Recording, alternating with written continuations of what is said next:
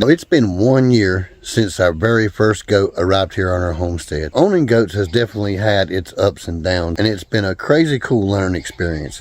But I finally come to the conclusion that, and I'm going to go ahead and run you through some of the things I wish I'd have knew before I actually got goats on the homestead, and what are some of the most important things we've learned after owning goats for just 1 year. Now, one of the most important things, in my opinion, is diet. Now, we found out early on that all the goat feeds that you find inside the feed stores and your big box stores are not really meant to be given to your goat as a main food source. These bag feeds are simply meant as a treat for your goat. Chances are you have at least one or two things on your homestead that a goat can't eat, just like the one you see behind me, hollies.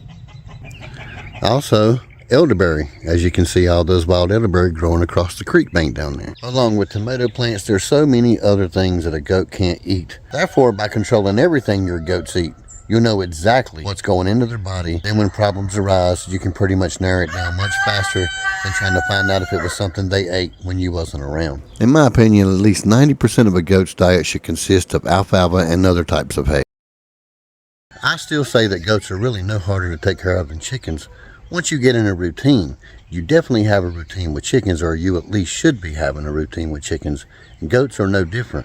So something else I wish I would have did before I actually got goats was built myself a goat staunch, or a milking stand, if you will. Because speaking of routine, if you're going to be doing your routine right with your goat, you're definitely going to wish you had a goat staunch. Now, they're not absolutely necessary, but if you're my age, they definitely are necessary, because you're going to want to have one to make your life a whole lot easier, and you'll do most of your whole goat routine right here on these little stands. Now, our goat gets her vitamins.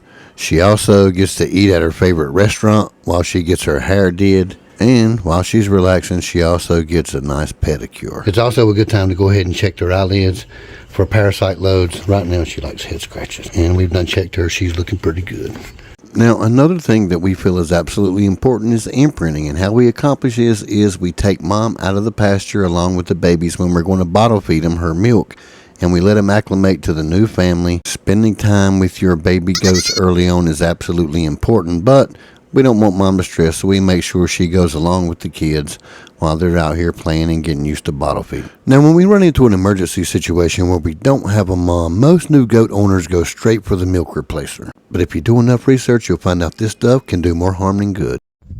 Now, we barter our cleaning services from our company to our favorite vet, who then offers us animal services. Win-win situation for both, and he says the stuff shouldn't even be on the shelf. Your baby goats will get far much more from plain old cow's milk. Now, some of you guys are lucky and live in a state where you can buy goat's milk from your local grocer, and if that's the case, then just go get goat's milk. We also have a local creamery here, Amish owned and operated, within walking distance of our house.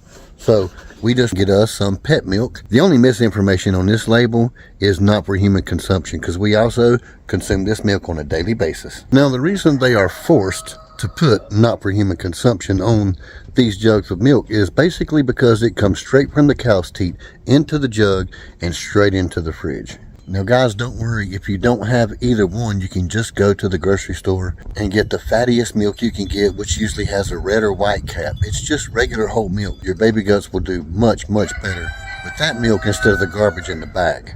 Just remember, make sure you make mom temperature. It's much more comfortable on the baby goats, and it don't drop their body temperature so fast. And speaking of numbers, you get a couple of these little fur babies in your life, and you'll definitely want some more. 10 times worse than chicken math is goat math. I gotta get him fed, he's hungry. Goats can be just as addictive as chickens. They're an awesome addition to your homestead. There is a little bit more care involved when it comes to goats versus chickens, but once you get your routine down, it's pretty much the same. They're definitely not an animal you can just neglect. There is a routine and there is some elbow work involved, but the payback and rewards is completely overwhelming sometimes. So having goats here on our homestead has definitely made homesteading a much more enriched experience with these cool little creatures around. Hey, if you get a chance, get yourself some dairy goats, especially these little Nigerians. They're pretty awesome. But that's it for our 1 year video, y'all, and there really ain't no cons. Y'all keep on keeping on. We'll see you on the next one. If you're ever around the Carolines, over by the Amish barns, just head on down to Andy's place and learn how to chicken charm. They'll teach you how to homestead in here, and you don't have to have a farm.